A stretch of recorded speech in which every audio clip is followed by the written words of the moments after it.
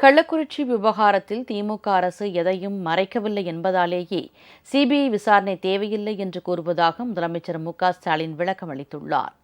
காவல் மற்றும் தீயணைப்புத்துறை மானிய கோரிக்கைகள் மீது சட்டப்பேரவையில் நடைபெற்ற விவாதத்திற்கு முதலமைச்சர் இன்று பதிலளித்தார். அப்போது கடந்த 3 ஆண்டுகளாக திமுக ஆட்சியில் செய்த நன்மைகளின் பயனை நாடாளுமன்ற தேர்தலில் வாக்குகள் மூலம் மக்கள் தெரிவித்ததாக குறிப்பிட்டார். அடுத்த 2 ஆண்டுகளிலும் சிறப்பாக செயல்பட்டு 2026 சட்டமன்ற தேர்தலிலும் மகத்தான வெற்றியை பெறுவோம் என்றும் அவர் கூறினார். கொடநாடு வழக்கு தொடர்பாக 268 சாட்சிகள் விசாரிக்கப்பட்டுள்ளதாக தெரிவித்த ஸ்டாலின், அவர்களில் சிலருக்கு வெளிநாட்டில் இருந்து தொலைபேசி அழைப்புகள் வந்துள்ளதால் இன்டர்போல் உதவியோடு விசாரிக்கப்பட இருப்பதாக குறிப்பிட்டார். கள்ளச்சாராயத்தை முற்றிலும் ஒழிக்க அரசு உறுதிபூண்டுள்ளதாக கூறிய அவர், மாநிலத்தில் சட்டம் ஒழுங்கு சிறப்பாக பராமரிக்கப்பட்டு வருவதாக தெரிவித்தார். கள்ளக்குறிச்சி சம்பவத்தில் அரசு அனைத்து நடவடிக்கைகளையும் எடுத்த பிறகும் சிபிஐ விசாரணை கேட்பது அதிமுக நடத்தும் நாடகம் என்று முதலமைச்சர் விமர்சித்தார்.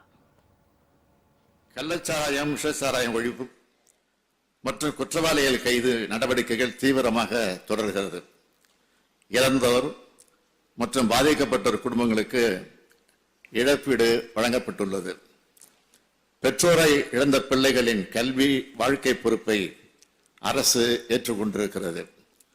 சம்பந்தப்பட்ட அதிகாரிகள் மீது பணியிட நீக்கம் உள்ளிட்ட நடவடிக்கைகள் எடுக்கப்பட்டுள்ளன. இப்படிப்பட்ட நடவடிக்கைகளை 24 மணி நேரத்தில் எடுத்துள்ளோம். இதன் பிறகும் நடவடிக்கை சரியில்லை என்று சொல்வது அவர்கள் நடத்தும் திசை திருப்பல் நாடகம். உங்கள் ராஜ் நியூஸ் தொலைக்காட்சியில் திங்கள் முதல் வெள்ளி வரை தினந்தோறும் பிற்பகல் 2 மணிக்கு உங்கள் பகுதியில் உள்ள குறைகளை நேரலையில் தெரிவிக்கும் புகார் பெட்டி நிகழ்ச்சி. பங்கு பெறுங்கள், பயனடையுங்கள், காணத் தவறாதீர்கள்.